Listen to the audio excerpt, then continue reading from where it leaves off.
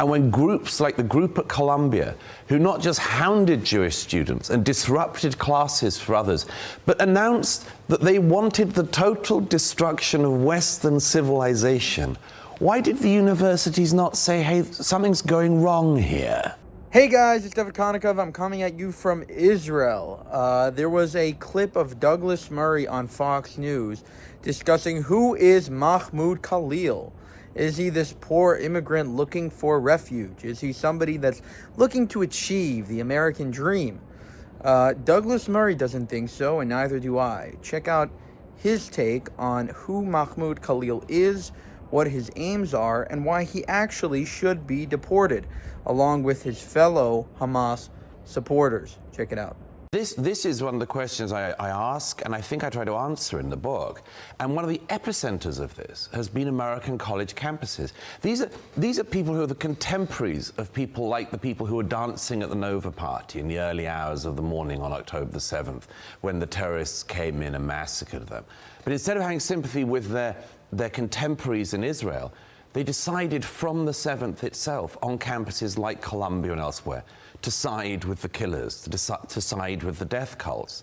I think it is absolutely right that federal funding is removed from universities that allowed this. And just to do a counterfactual, can you imagine if any other minority was treated as Jewish students have been treated on some of these campuses?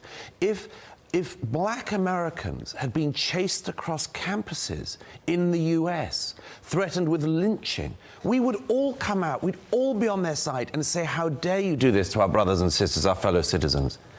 But here, when it happened to Jewish students, and when groups like the group at Columbia, who not just hounded Jewish students and disrupted classes for others, but announced that they wanted the total destruction of Western civilization, why did the universities not say, hey, something's going wrong here? You would have thought that would be a wake-up. Adding to that, Mahmoud Khalil has been allowed to dictate this op-ed for the Columbia newspaper from ICE detention, and he took to it to slam the university as an institute that laid the groundwork for his abduction.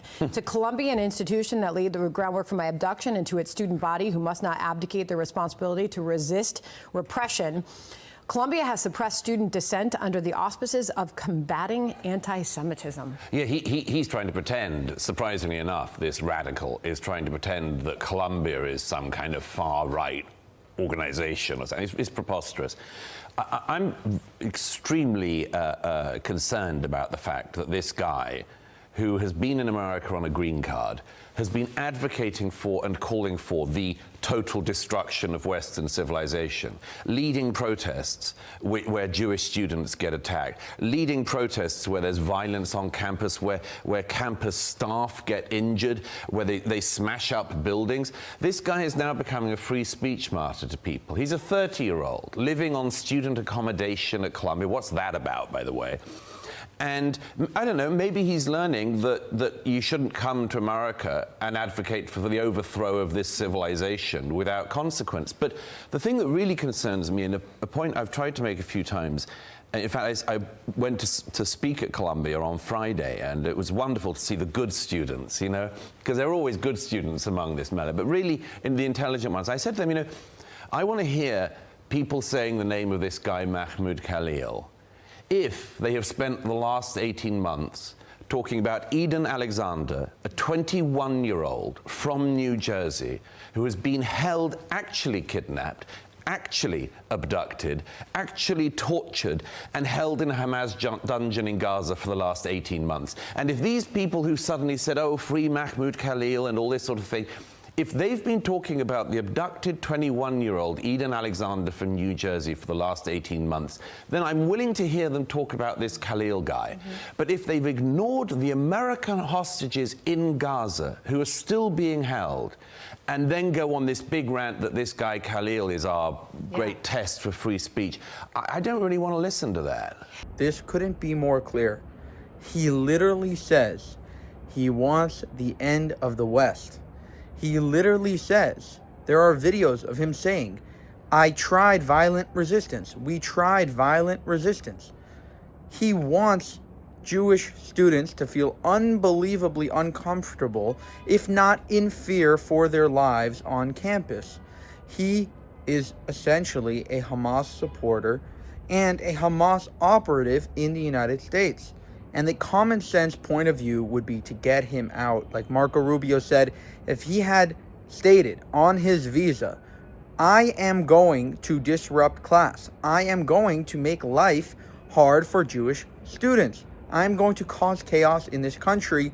He would never have gotten the visa to begin with. And so this idea that he can't be deported after the fact is insane. And furthermore, the fact that they haven't deported him yet, even though a judge ruled that they could deport him, is equally crazy.